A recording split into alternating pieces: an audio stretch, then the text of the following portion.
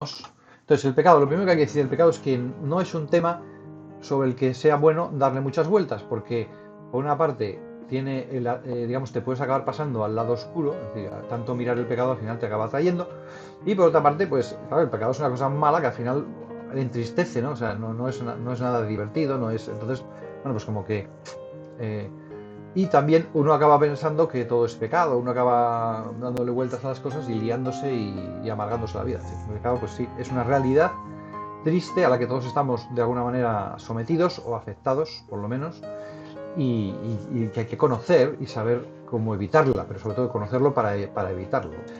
¿Qué es el pecado? Pues ir contra la ley de Dios, no contra la ley humana, sino contra la ley de Dios. La ley eterna, lo dice ley eterna, es la ley de Dios.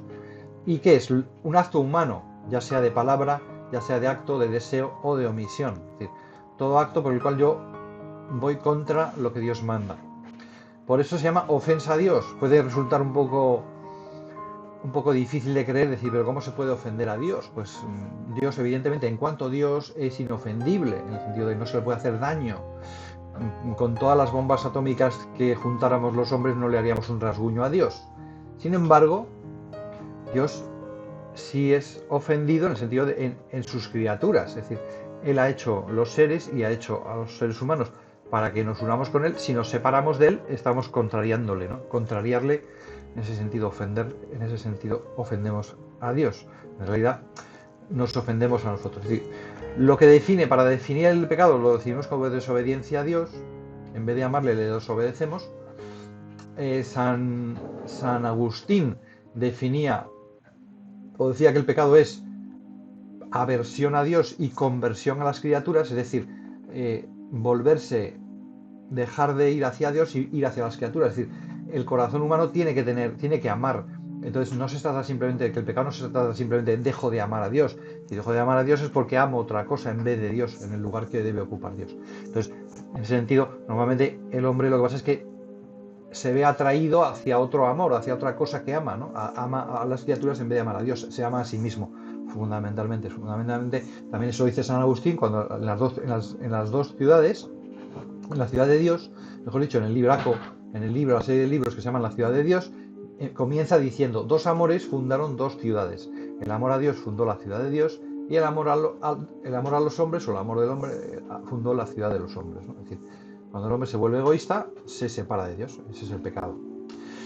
Y en la naturaleza, pues claro, en la naturaleza tanto humana como en general la naturaleza, el mundo, está creado para estar en armonía con Dios. Luego, si desobedecemos a Dios, establecemos la falta de armonía. O sea que el pecado lo que hace es introducir un desorden dentro del propio mundo, dentro del propio ser, ¿no? De los seres, naturaleza y del ser humano. Y por eso dice, atenta contra la solidaridad humana. Es decir, que también el orden humano se ve perjudicado, se ve estropeado por el pecado. Por eso, de alguna manera, en el paraíso lo que había es una obediencia total del hombre a Dios, y al desobedecer el hombre a Dios, entonces, digamos que esa desobediencia se extiende por todo el universo. En primer lugar, el cuerpo humano, las pasiones desobedecen al hombre, ya no hay armonía. Ya no, las pasiones van por un lado, la voluntad va por otro, la conciencia por otro. Es decir, el hombre ya no tiene unidad de criterio, de deseos, desea una cosa con su cuerpo y otra cosa con su alma. Pero también, digamos que la naturaleza tampoco está al servicio del hombre, como estaba al principio, no hay esa armonía. Por eso, desde el pecado original surgen también, pues digamos, los terremotos, ¿no? Es decir, no que surja cada terremoto, sino que la naturaleza ya no respeta al ser humano, ya el ser humano son enemigos, los animales son enemigos del hombre, ya no hay armonía, ¿no? Digamos que toda falta de armonía procede del pecado, pero ojo, del pecado original. Esto hay que distinguir el pecado original, el primer pecado, y que luego da lugar a una humanidad desordenada, y los pecados actuales. Los pecados actuales, evidentemente, actuales significa actuales en acto, porque el pecado original lo tenemos todos recibido como por herencia, como si fuera por una transmisión hereditaria, ¿no? Como si fuera un defecto genético. Pero no es genético, es del alma, ¿no? Pero los demás pecados van añadiendo un desorden, ¿eh? Pero no quiere decir esto que dice, si haces una cosa mal, Dios te castigará, ¿no? Si no, te puedes hacer cosas mal y que puede ir muy bien en la vida, ¿no? Eh, no es la razón de no pecar, no sea que te caiga un rayo, no, no. pero el hecho de que caigan rayos y el hecho de que haya terremotos y haya inundaciones y haya enfermedades y muerte, sí que se originó con el primer pecado, ¿vale? Pero no es que sea que pecas ahora y Dios te va a matar, no. Eso ya, todo se deriva del primer pecado. Los demás pecados no podemos decir que la pandemia es por culpa de que pecábamos mucho, ¿no? La pandemia es una enfermedad más que está dentro de ese desorden creado por el pecado, pero en origen. La maldad del pecado realmente no la percibimos totalmente hasta que Dios no nos la revela, nos la muestra con su muerte. Es decir, el hecho de que el propio Dios se haya tenido que hacer hombre y morir es lo que nos revela la auténtica maldad, ¿no? El que hayan, por así decir, no es correcto tampoco decir que haya necesitado ser reparado, que haya necesitado un pago tan caro, ¿no? Es decir, que caro le ha salido a Dios el pecado que ha tenido que morir por él. Pero en realidad eso es equívoco, porque aquí vemos que dice que Jesús vence el pecado con su misericordia, es decir, no lo vence con su poder, porque si Dios necesitara poder para vencer el pecado, haría así y ya está. Por eso los hombres no entendemos, porque dicen, yo si tengo que reparar algo, pues lo reparo y ya está, algo se ha roto. No, entonces Dios repara de forma sobreabundante, es decir, el pecado no hiere el poder de Dios, porque no podemos herirle, dicho, ni un rasguño podríamos hacerle, ni siquiera los demonios, pero sí en ese sentido de que Dios ha supeditado su éxito a la libertad humana. Es decir, yo quiero tener éxito, quiero que libremente me creáis. Si no queremos quererle, tiene un fracaso. ¿Cómo se arregla ese fracaso? Él podría aniquilarnos a nosotros, ¿no? Pero no lo hace, ¿no? Lo que hace es hacerse hombre y perdonarnos. Con esto comprendemos un poco lo que es el pecado, que es su maldad, no lo percibimos. Sus consecuencias más graves es la muerte de Cristo, pero es porque tiene que superar la maldad del pecado, borrarla, que Dios podía haberla borrado de un plumazo, decir, ala, se acabó, pero no lo hace así, lo hace de una manera que a nosotros nos mueva a hacer el bien. Si el hombre por el pecado se ha inclinado hacia el mal, Dios tiene que hacer algo muy superior que le incline al hombre a hacer el bien. Entonces solamente el ejemplo, lo más excelso que podía hacer Dios, o sea, el ejemplo de un Dios que muere para perdonarnos, ¿no? Pues eso es lo que nos tiene que transformar y ser capaces de superar el pecado, ¿no? Con la ayuda de Dios, claro. Bien, siguiente pregunta, la 393, diversidad. Diversidad, distintos tipos de pecados. Bueno, aquí no hemos hecho una primera distinción, si os acordáis, que acabo de hacerla al explicar el origen del mal y todo eso, que es el pecado original y el pecado actual. Es decir, el pecado puede ser el pecado original, el primer pecado de Adán y Eva, que ellos lo hicieron, para ellos fue actual, de hecho, actual, pero para nosotros es original, nosotros nacemos con él, ¿no? Nosotros nacemos con esa herida, con esa herencia, podríamos decir que como si fuera una herencia. Es un misterio, no se puede explicar fácilmente cómo es posible que se transmita un pecado que uno no ha hecho, pero es evidente que se transmite, es evidente que todos lo tenemos, que tenemos esa inclinación al mal y no la hemos fabricado nosotros, ¿no? Por lo tanto la hemos heredado. Si el hombre nace ya con ese defecto de fábrica. Sería como lo más parecido que podemos entender es un defecto genético. Pero entonces hemos dicho, aparte de esa división entre pecado original, que es con el que nacemos, y pecado actual, que es el que hacemos, de hacer, actual, después tenemos por su objeto, se puede pecar contra Dios, se puede pecar contra el prójimo o contra uno mismo, está claro, ¿no? Pecar contra Dios parece difícil, uno dice, pero yo no desobedezco directamente a Dios, ¿no? Hombre, a ver, depende, si tú sabes que Dios te manda a hacer una cosa y no la haces, ¿no? Los católicos saben que tienen que ir a misa el domingo, si no van, pues saben que están desobedeciendo a Dios, están pecando contra Dios, ¿no? Otra cosa sería un pecado más directo, en el sentido de decir yo odio a Dios, pero claro, ¿cómo se va a odiar a Dios directamente si no lo tienes delante, ¿no?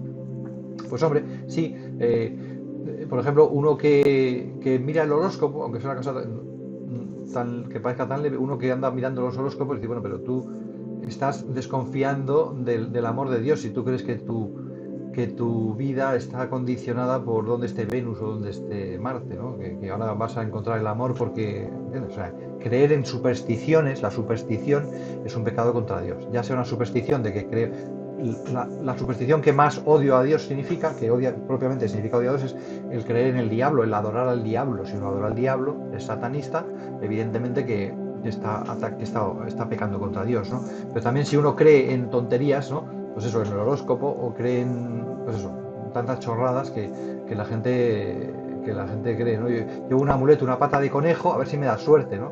Pues si tú crees que llevar una pata de conejo te va a dar suerte, pues estás ofendiendo a Dios, porque otra cosa es que no sea grave, porque no pongas tu confianza no es que tú creas en la pata de conejo con todo tu corazón, es evidente que no, ¿no? Pero ese tipo de tonterías, que podemos decir que chorrada, ¿no? Yo llevo un amuleto, pues eso va contra Dios, ¿no? Es decir, porque tu confianza no la tienes que poner en un amuleto, o en si hoy es martes y Venus está alineada con Platón, ¿no? O con Plutón, que diga, ¿no? En tu confianza la pones en Dios, ¿no? Entonces, bien, eso sería pecar contra Dios, que nos parece una cosa un poco abstracta y difícil de pillar. Evidentemente, más fácil es entender cuando pecamos contra el prójimo, es decir, yo insultamos a una persona, pensamos mal sobre él, ya es un pecado, ¿no? O contra uno mismo, yo mismo peco contra mí mismo cuando me alimento mal, si me drogo, si tengo vicios, ¿no? que me impiden llegar al bien. Estoy pecando contra mí mismo, ¿no? Digo, todo tipo de vicios, o no aprovechar la vida en general. Claro, si yo no estudio, claro, vale que ofendo a Dios en abstracto, pero yo no, lo primero que estoy fastidiando es a mí mismo, porque me estoy incapacitando para ser un buen profesional. Por lo tanto, también sería un pecado contra. Pero evidentemente ahí se mezcla, en este caso, es decir, el estudiante que no estudia, pues se está dañando a sí mismo, pero también está desperdiciando un dinero que ha gastado la sociedad. Y luego se puede dividir el pecado por a qué mandamiento, contra qué ese mandamiento va. Pues va contra el primer mandamiento, contra el quinto. Robar va contra el séptimo, matar va contra el quinto, ¿no?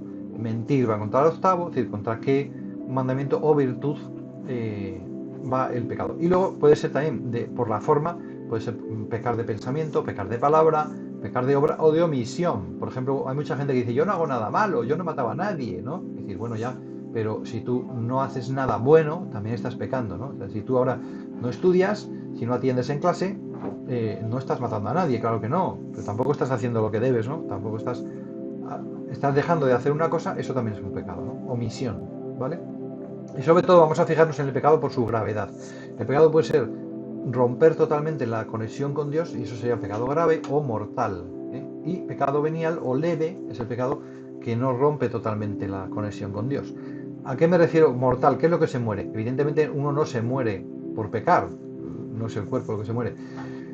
Se muere el alma, pero claro, el alma tampoco muere, sigue viviendo, el alma vive eternamente. Entonces, lo que muere es la vida del alma, la vida de unión con Dios, esa vida a la que uno se ha llamado, esa relación con Dios. Si hemos dicho que la religión es relación con Dios, esa relación con Dios puede morir, puede cortarse completamente. Evidentemente no por parte de Dios, que siempre desea unirla, sino por parte del hombre. El hombre corta con Dios. Por eso lo que decíamos antes, que San Agustín dice que el pecado es volverse aversión a Dios, conversión a las criaturas. Bueno, pues es dejar de mirar a Dios, mirar a las criaturas.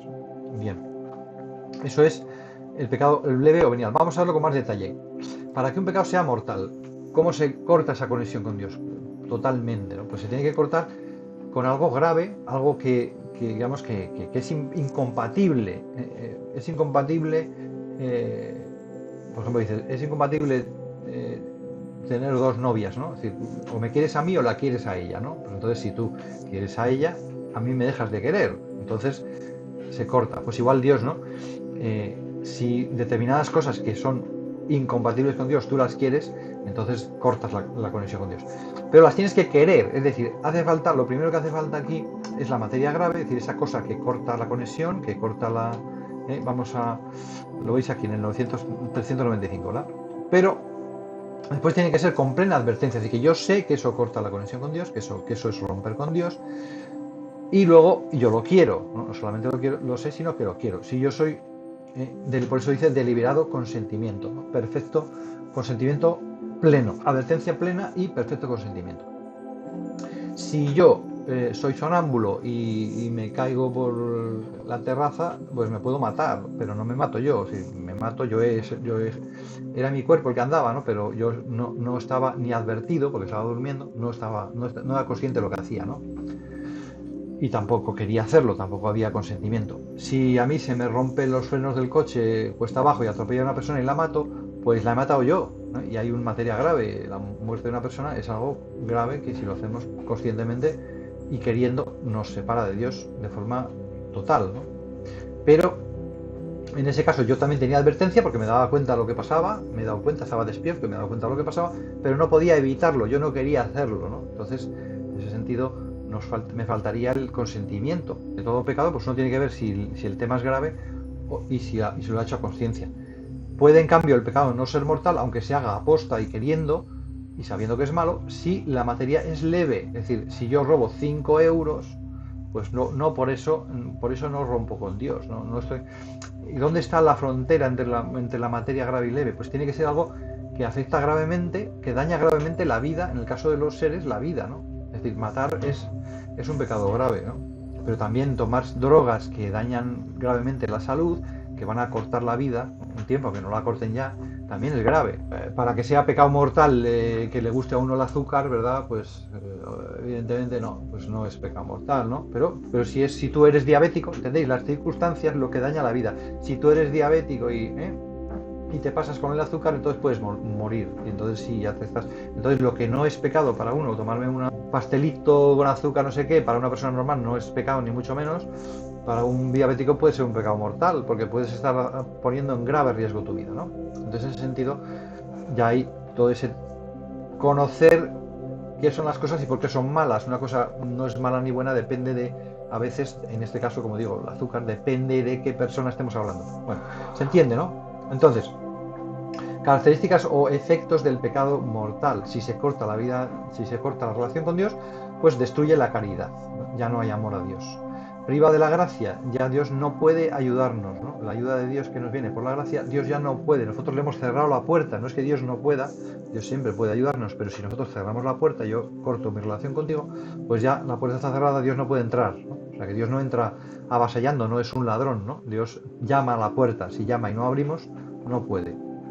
Y si no hay arrepentimiento, al final seguimos separados de Dios, al final iremos al infierno. La persona que comete pecados graves o comete un solo pecado grave y no se arrepiente, no vuelve a abrir la puerta a Dios, pues cuando acabe su vida está en situación de separación de Dios y Dios tiene que respetar esa decisión que ha tomado el hombre. No es que Dios no ha creado el infierno en sí, ha sido a causa del hombre, a causa del pecado. Por lo tanto, el infierno es donde van los hombres que no quieren estar con Dios, pues Dios tiene que respetar esa decisión. El lado bueno es que todo tiene perdón, hasta el pecado más criminal se puede perdonar, Dios lo perdona. ¿Cómo lo perdona? Pues lo perdona con el bautismo perdona todos los pecados, al bautizarse nos unimos a Dios, salimos del pecado original y de todos los pecados que tengamos. Y después de que se ha pecado, una vez estando bautizados, se perdonan con la penitencia, el sacramento de la penitencia. Y por último, el pecado venial, el pecado leve o venial. Pues si alguna de esas tres elementos falta, entonces es venial. No corta la relación con Dios, pero sí la daña. Es decir, dice aquí que debilita la caridad. Esa unión con Dios, ese amor se queda frío, ¿no? Si tú tienes novia, pero empiezas a mirar a otra compañera, a otra señora por la calle, pues no es que dejes de querer a tu novia o a tu mujer, pero algo se te está yendo, ¿no? Se está escapando el amor, ¿no? Poco a poco. Por pequeñas cosas, ¿verdad? Como decíamos, robar. Pues si robas 500 euros es un pecado grave, mortal, desde luego, ¿no? Porque es una cosa muy seria, ¿no? Le has hecho un grave perjuicio a una persona, ¿no? Le has hecho un daño muy grave que puede incluso poner en riesgo su vida, ¿no? Si le quitas... Pero si robas 5 euros, pues es un pecado leve. Ahora, ya digo, como siempre estoy, por ejemplo, insultar, dice un insulto, fulanito, no sé cuánto, tal, pues en principio no le estás dañando su vida, pero hay niños que se suicidan porque les maltratan en clase, porque les han insultado, o sea que no sabes cuándo puedes estar haciendo el daño definitivo, que puedes incluso acabar en algo muy grave, ¿no? Por lo tanto, ahí, en principio, claro, la gravedad es, como digo, si uno no sabía que algo es pecado, ¿no? Mucha gente aborta y dices, el aborto es, sí, claro, es matar a un ser humano. Pero yo pensaba que es mi cuerpo, tanto repetir, es que es mi cuerpo, yo hago lo que quiero con mi cuerpo, pues entonces la gente acaba creyendo que realmente ahí no hay un niño, no hay un ser humano, sino que hay es mi cuerpo, es una parte de mi cuerpo, es un coágulo, ¿no? Es unas cuantas células, bueno, sí, claro, unas cuantas células, tú también todo ser humano empieza siendo unas cuantas células, ¿no?